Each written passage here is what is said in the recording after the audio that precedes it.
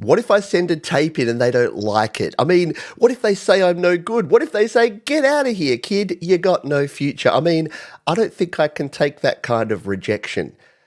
Is a line from one of my favourite movies of all time, Back to the Future, and it's the impetus for this week's podcast. G'day, my name is Pete Johns. This is the Studio Live Today podcast, where each week we talk about a topic related to creating, recording, and releasing your best music. And this week, I'd like to just talk about this for a while because I heard someone mention this and reference this during the week to say, what if they don't like it?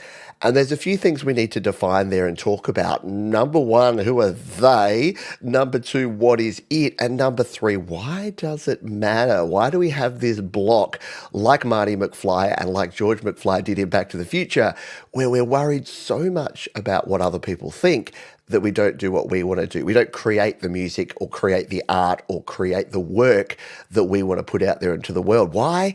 Because we're afraid of what others may think. And those others could be anyone from strangers on the internet to our spouse or our family or our loved ones. So we're going to tackle this topic today, and I'm going to give you some ideas. We're going to analyze it first of all. We're going to work out why it's a big issue, why I've struggled with it, why you've probably struggled with it.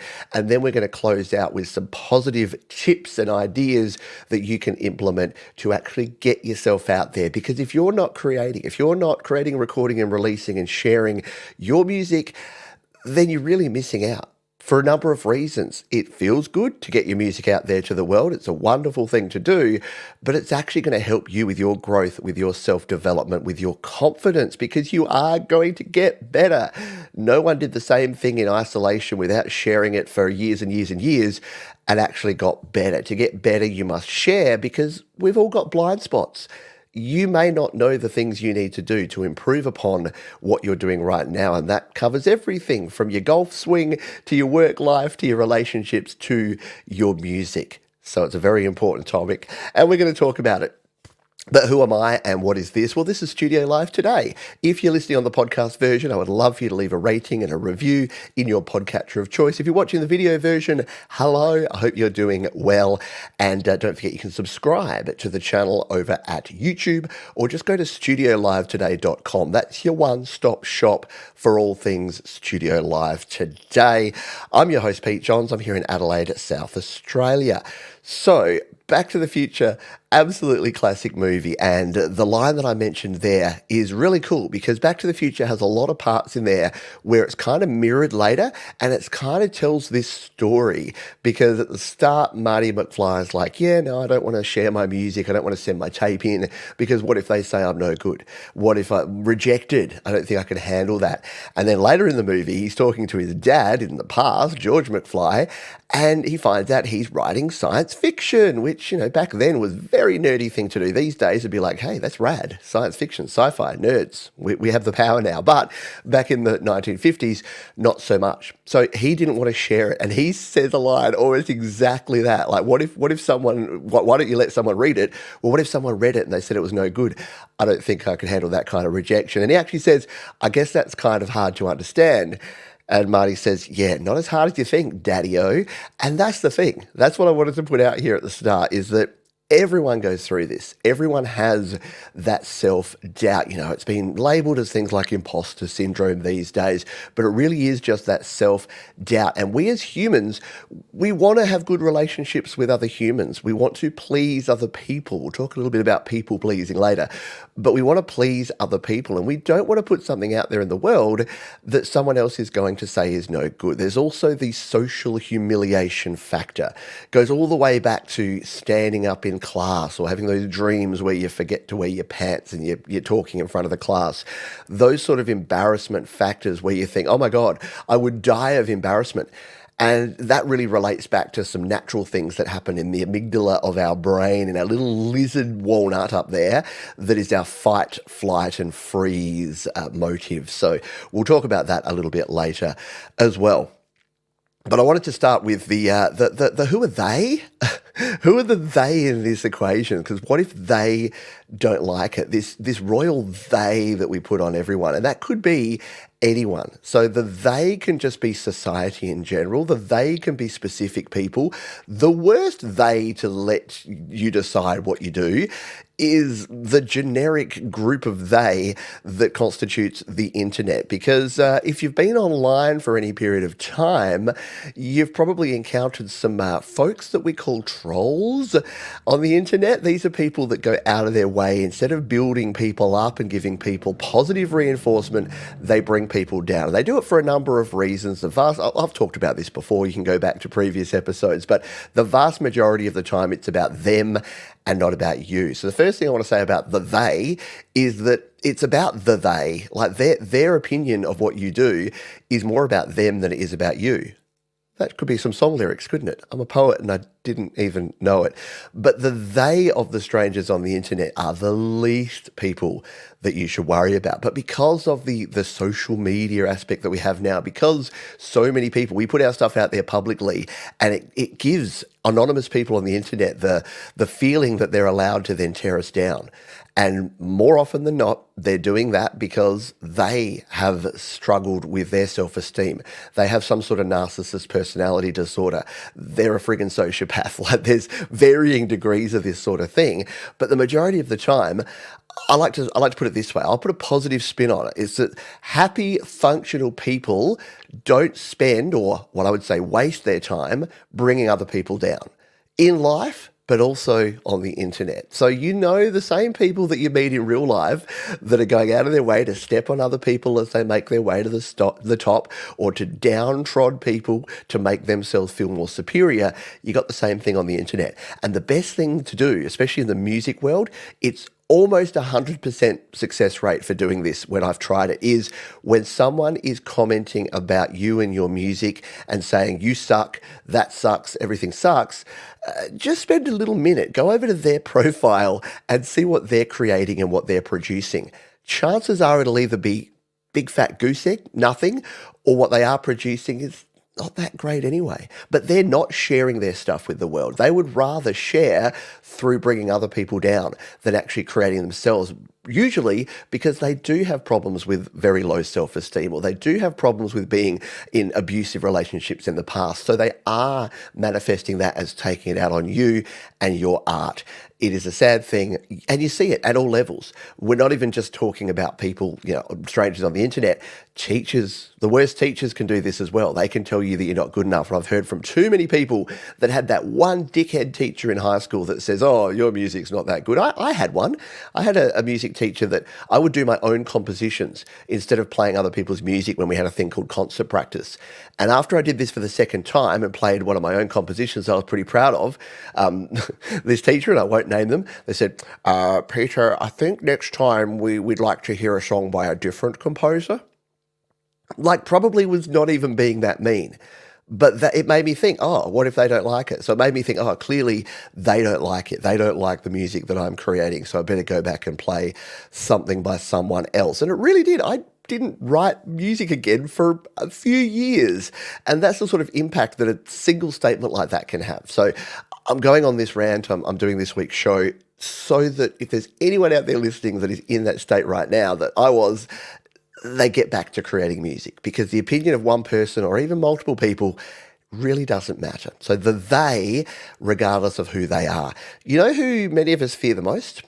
The people closest to us. The they that are close to us. And I still feel this. Like, right now I don't, but for the longest time I've told these stories before, but I would record early in the morning before anyone got up so that my family wouldn't hear me. Why?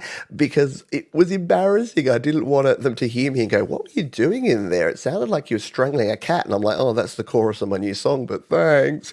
So yeah, that lack of confidence in your own music and being comfortable in your own skin, it relates back to social awkwardness. It relates back to many of us being uncomfortable and being teased or being picked on as children, and the whole bullying thing that happened when you were a nerdy kid in school, which many of us were in the creative space. Unfortunately, many of us didn't have the greatest school time. Hands up if you're here watching this on the premiere, or if you're watching the video, or if you're listening to it. Yeah, I bet you if we were all standing in a room and there were 100 of us, there'd be like 80 hands up right now saying, yep, Yep, I was picked on. Yep, I was called names. Yep, I was called a giant nerd, and it did impact my confidence and my ability to share stuff with the world. So, even if it is the people closest to you, in fact, especially if it's the people closest to you, you do need to work out a way to get through that. And I'll give you some tactics a little bit later with how to do that as well. I saw a video, and if I remember to, I'll link it. But if you watch Adam Savage, and he's got a channel called Tested. Yes, Adam Savage was one of the hosts of Mythbusters. He was the guy with the red hair, not the guy with the beret and the giant mustache. So Adam Savage used to do Mythbusters, and now he still does the same sort of thing. And he actually had a great video where he answered someone's question, and it was all about his confidence level. So he was a maker, a creator, and he shared a couple of great stories, and I won't rehash them entirely here, but basically, even someone with his level of skill and now his level of success, he said that there were times, there was one particular principal that he created a bunch of great art, and it all went up in the art room, and then they went off for the summer one year, and when he got back, the principal had just cleaned up and thrown out all of his artwork without giving it a second thought. And another time he offered to make something for someone as a wedding present, and they kind of said, maybe you should just buy me something from the store. So yeah, when someone like Adam Savage, who is a brilliant creator, is getting this sort of stuff and is sharing that sort of vulnerability, it makes me feel good, because it means that even people that I would point to and go, look at that successful person, they must not struggle with this imposter syndrome. They must not struggle to share things with people. Yeah, guess what? They do. 100%. So go look it up. Go check out Adam Savage and Tested. It is very, very cool.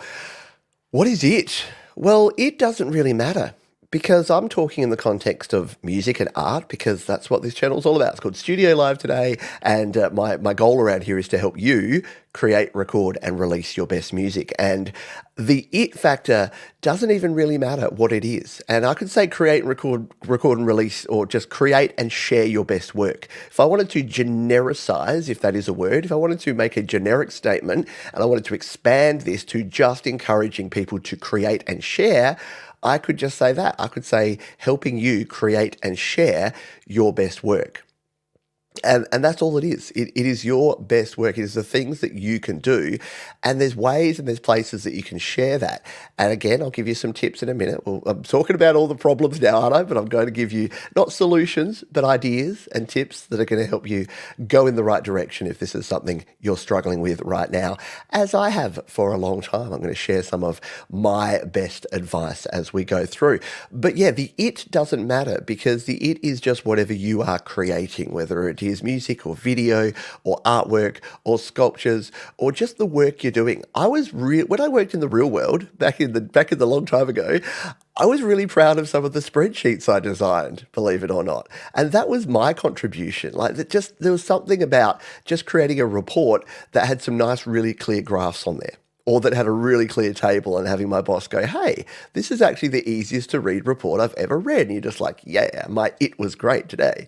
But likewise, same sort of thing, when you hand up that work and it comes back with a whole bunch of red marks on it if you're in school, or your boss just ignores it or says, no, we don't need that anymore.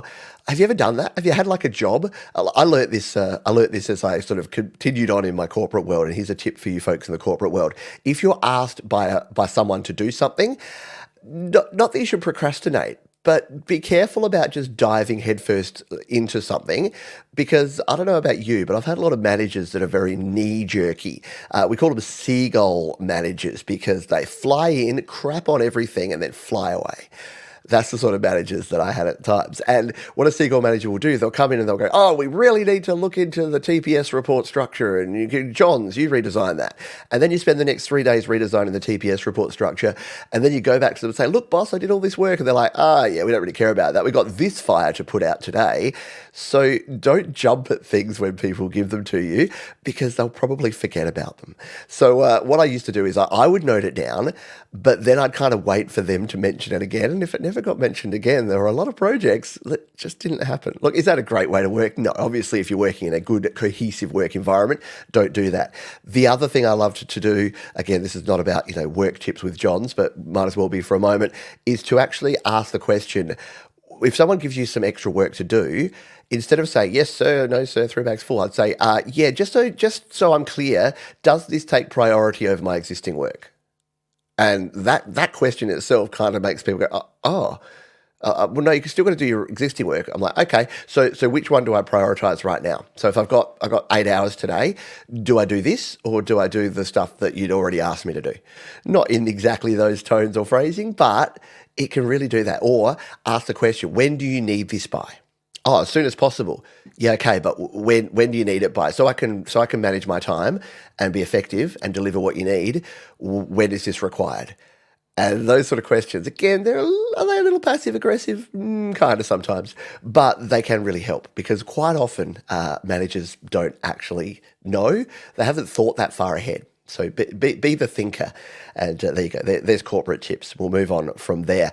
I talked before about people pleasing, and a lot of this does come back to that. A lot of the problems that we have as creators are because we want to please people. I don't care how humble you are, we like creating something that impacts people. Why would you do it otherwise? You want to hit someone in the feels. You want to make them laugh. You want to make them cry. You want to make them have joy. You want to make them go, that kind of rocks. And if you don't get that reaction, that can be disappointing because you want to please people. But there's a difference here. You can't please everyone all the time. In fact, you can struggle to please some people some of the time. So you really have to define what success looks like for you. And who do you want to please? Like my children, I use my children as examples with this stuff because my children don't watch my videos. And is that a bad thing? No, because if they did, I'm probably doing the wrong thing. If I was making videos that a 12 and a 14-year-old really enjoyed, it would probably be 30-second vertical videos with me pranking someone. Oh, look at this guy tripping over a tuba. I don't know. What do you do? What's musical prank? I don't know. But yeah, that's probably a bit harsh on my children. They do actually watch some interesting stuff. But yeah, let's be honest, the vast majority of their short form content is kind of vapid. And well, in my opinion, that may be exactly what they're looking for and often is. But by the same token, the stuff that I'm producing, I know who my audience is. I know the reason I picked this topic is I've had discussions with other people that are usually in the same sort of boat. And the main folks that are around this channel, it's growing. There's different types of folks. But when I first started out, I kind of made Studio Live Today for people like me that were usually male, let's be honest, but more and more folks that are different genders as well. But people that are in their 30s and 40s and 50s that used to play music, that got a full-time job and a spouse and a family and a mortgage and all that sort of stuff, let music slip away and now are getting back into it. That's why I focus on simple things like GarageBand and creating music and songwriting, because I want to help folks that used to do this stuff, maybe had dreams of being a rock star, reality got in the way, and now they realize that as they've got more time and as they want to do something as a hobby that's not just sitting and watching Netflix all day, that music is actually great and it's more accessible and available than ever. That's expanded out. I didn't realize when I started that a lot of folks that are younger, so the even the 13 to 17, but the 17 to sort of 24-year-old demographic, there's a lot of you out there that are watching this now. You've come through an education system that's a big challenge. You may be going to university or you're going to college or you've just joined the workforce. And you need some downtime. You need to create music as well because maybe you're working a job you don't love. Maybe you are clocking in 50 hours a week at Mickey D's down the road and you need to spend that time that you have on your weekends or your days off doing something that actually fills you with joy and makes you feel good. So it is interesting. I know I went off on a bit of a tangent there, but to bring it back to the people pleasing side of it, if I went out there and I tried to please the people that are the 12s and the 14s and the 16-year-olds that I know are outside of my key demographic, that I know are looking for something that I'm not providing, I'm going to be constantly disappointed. I'm going to be sitting there going, why don't they like it? When really I know exactly why they don't like it, because it's not for them. I'm not creating it for them. So if you know who your target audience are, you know who you need to be talking to about your music. And that's why I'll give you some tips in a moment, but finding your tribe, finding your safe space, finding your group, finding your community is a very important thing to do. We talked earlier about fight, flight, and freeze. Now, it's often called the fight or flight. So this is that little lizard brain that we were talking about before. This is what drives things like panic attacks and anxiety in general. This is where a situation happens and we either want to put up a fight, we want to fight someone, we want to get aggressive or defensive, depending on the situation, or we want to completely avoid it. We want to run away. Or the third one, and this is where it can get even worse, is the freeze, the deer in the headlights, that you're on stage, all the saliva has gone out of your mouth, you're staring into the spotlight, no noise is coming out of your face, and everyone's waiting for you to talk. And you're wearing your underwear because it's a dream. But even if it's not a dream, the whole stage fright, you freeze, don't you? Very rarely do you fight with the stage fright thing. It's usually flee or freeze. But fight, let's start with that. So it's a fight, flight, or freeze. So the fight is that when someone says they don't like it, and this is where a lot of that trolling behavior that I talked about comes about. So when I mentioned the trolls, the people with low self-esteem or with narcissistic personality disorder or with whatever they have, that's often been, if not caused, at least attributed to, and I'm not a psychologist, so please don't quote me on this, say, John said this, but it's often contributed to by the way that that person's been treated. We know that violence begets violence, and we know that intimidation leads to other people intimidating other people.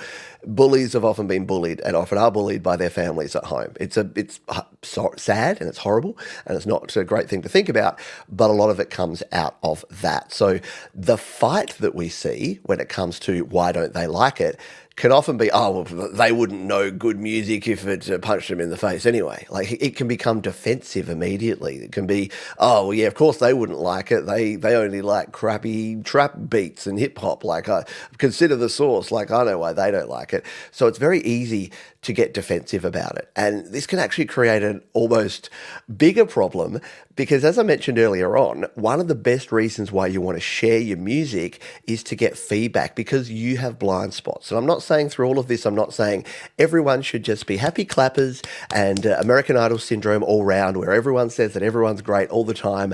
No one needs to improve. No one needs to grow. No one needs to develop. Everyone does everything perfectly. No. That's not the case. And in fact, if you're living in that fantasy world, you're not helping yourself because you're not going to learn and develop and actually improve upon your skills.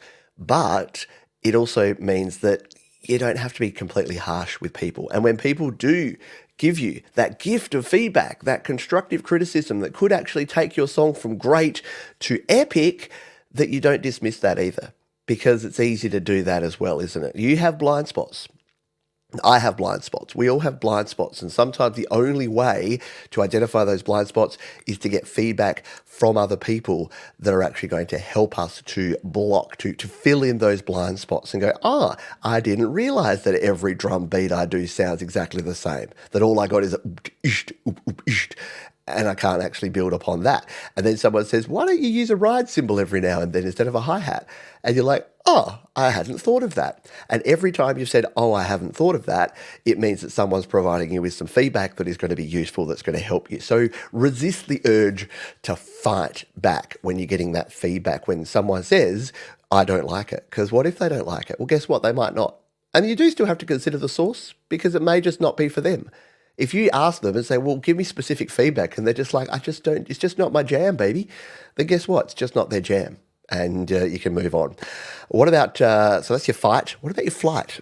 What about running away? Well, this is almost more tragic than the fight. At least the fighting is still fighting the good fight. You might be creating the same music, or might not be listening to feedback and not improving, but at least you're still creating. What about the flight, though? I've seen this too many times. I've heard too many stories from people that, like me, had a music teacher that discouraged them and they stopped creating music, or that had a parent that said, yeah, stop messing around with that music stuff and go out and do some real work. There's definitely those situations where people have fled, and even not even that, but even they may have been given all the support and all the encouragement in the world, but inside your head, you're still worried about what they might think of it, so you stop creating it, or you never start creating it in the first place. I have this problem right now with something I've been talking about for about 4 years and haven't actually done, which is actually performing publicly. And you might be thinking, Johns, you are on the internet all the time. you are very public. Yes, but I'm not public in person. I still have a fear factor around actually performing live in person. I've done a few things that have sort of pushed me boundaries a little bit. I did some live shows down at the beach and at caravan parks and things when I was away with my family. I did the happy hour down there, and yes, there were a few strangers around, and it was a bit weird having them watch as well. But I've not actually taken the plunge and done the thing that I know I need to do, which is get out of my comfort zone and actually go and just perform in public. Not ask for permission, accept that some people won't dig it and some people won't like it, but it'll actually help me. It'll help me grow. It'll help me develop. So I run away from that. So I get it. I get it, and I need to do more with that myself. But for a lot of folks, they may be running away before they even start. They'll get intimidated. I've done this as well with other things where I don't want to start because I see where other people are at, and I realize that I will be at a lower tier, a lower rung. I'll be an absolute beginner. And I've ranted on this before 100 times. And I like to say everyone starts at zero. And it's true. You don't have to compare. Don't compare yourself to people that have been doing it for a year or a decade or half a century. Compare yourself to you yesterday and you last week. And it's more, if you're thinking the sporting analogy, it's more like golf. Even though there's golf tournaments and things, the real aim of golf is to reduce your handicap. It's when you first start, you'll be hitting off 40 because you're 40 over par every round. And then you bring it down to 30, and then to 20, and then to 10. And then eventually you're a scratch golfer. You're shooting even par or under par.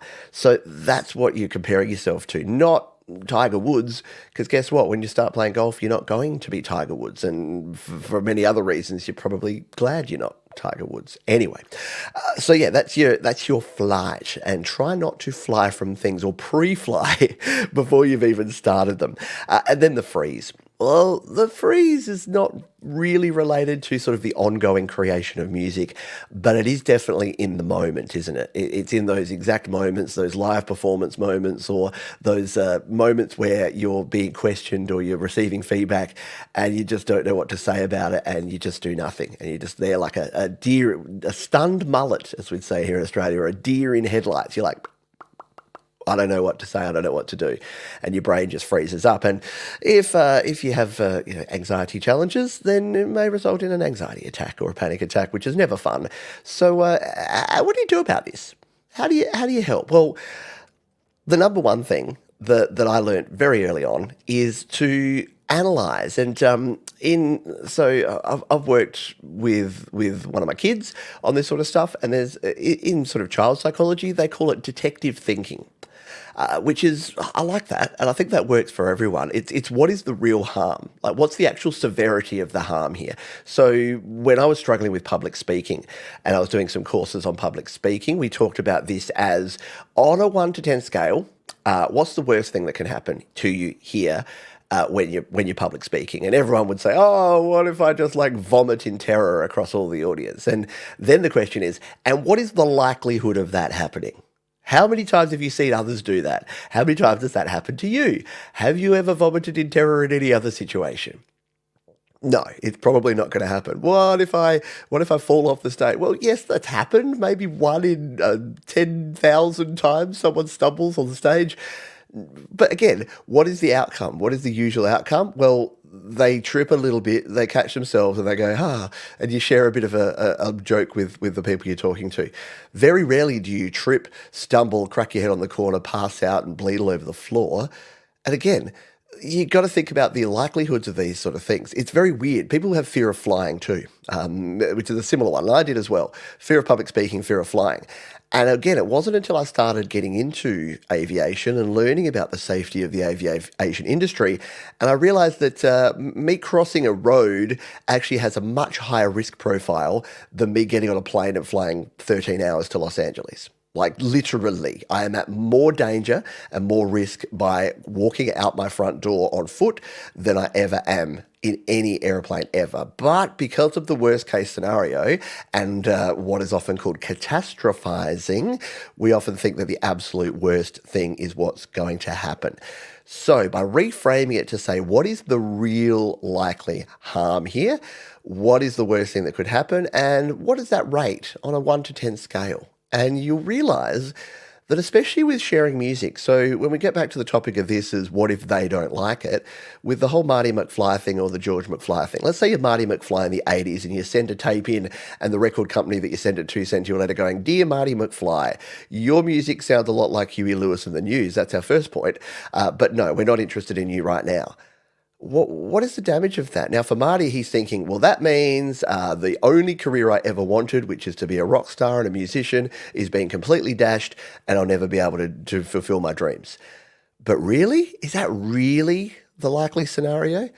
Or is it that he'll send it to another record company and try again? Or is it that he'll realize that in the 90s and 2000s, you can start doing things online? You can be an independent musician. He can be a teacher. He can show other people how to create music. He's a time traveler. He can do a speaking series about his time travel adventures.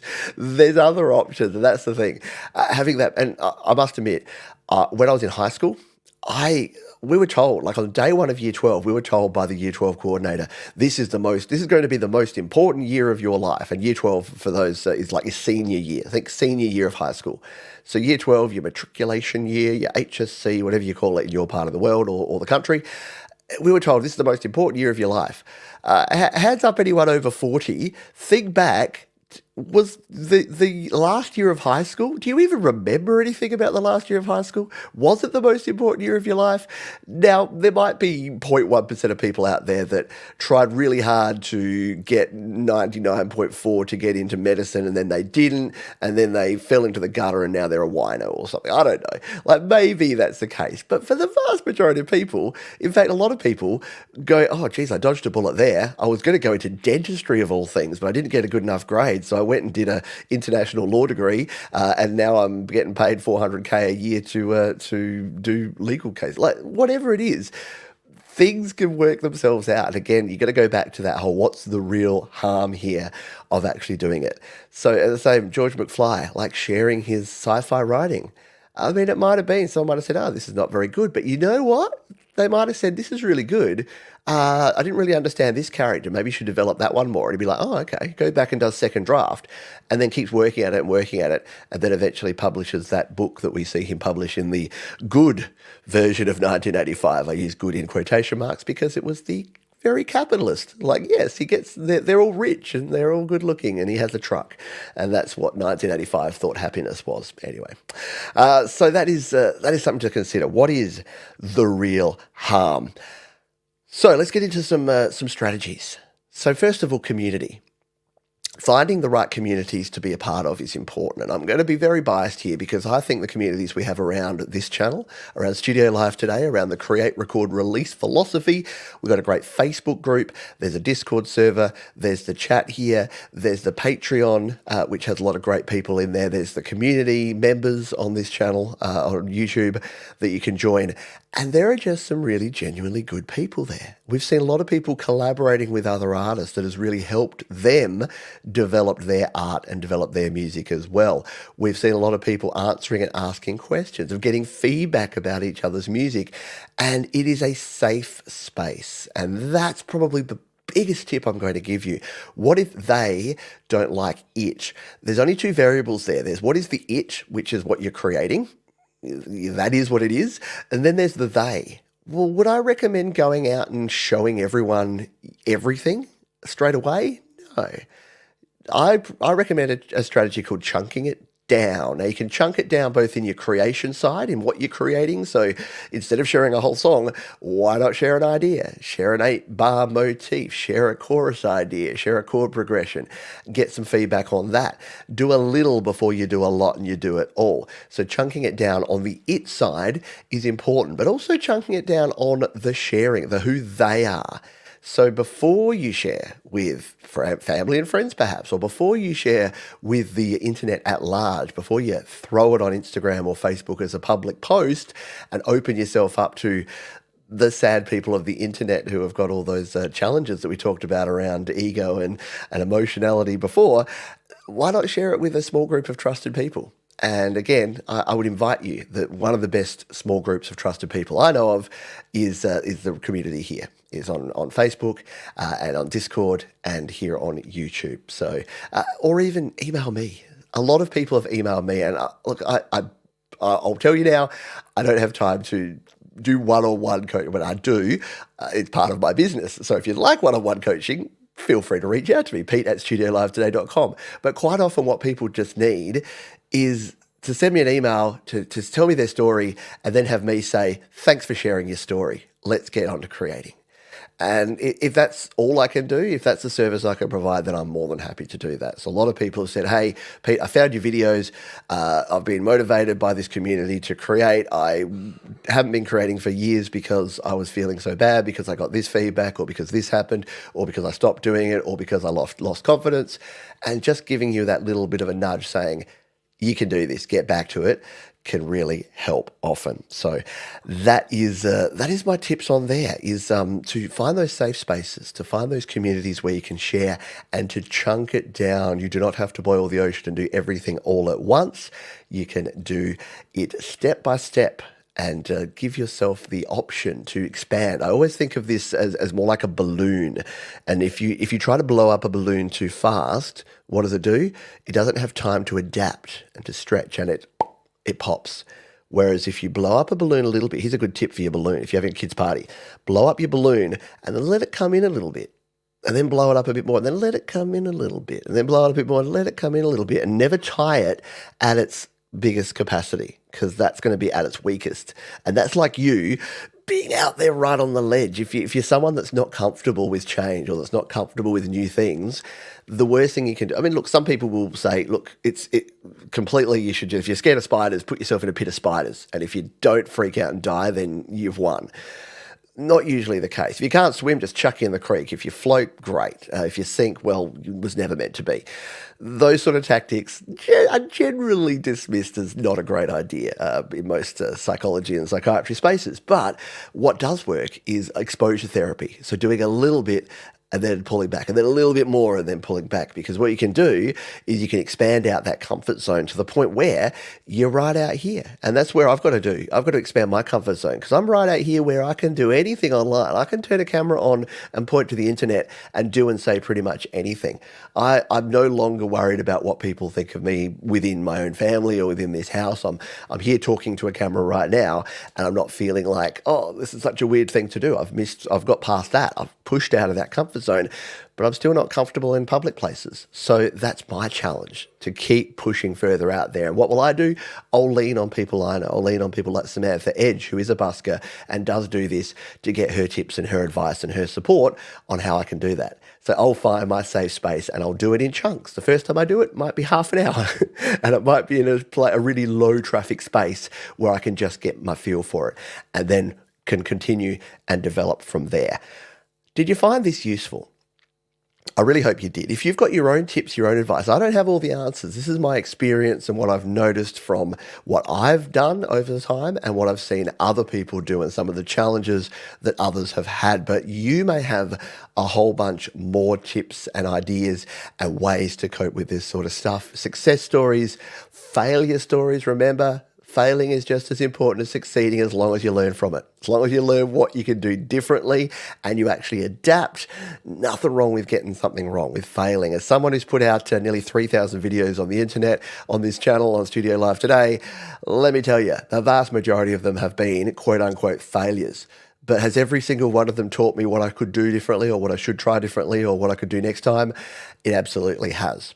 And you never know. Again, Wayne Gretzky says, or maybe he didn't, you miss 100% of the shots you don't take. So take some shots, have a go, create music.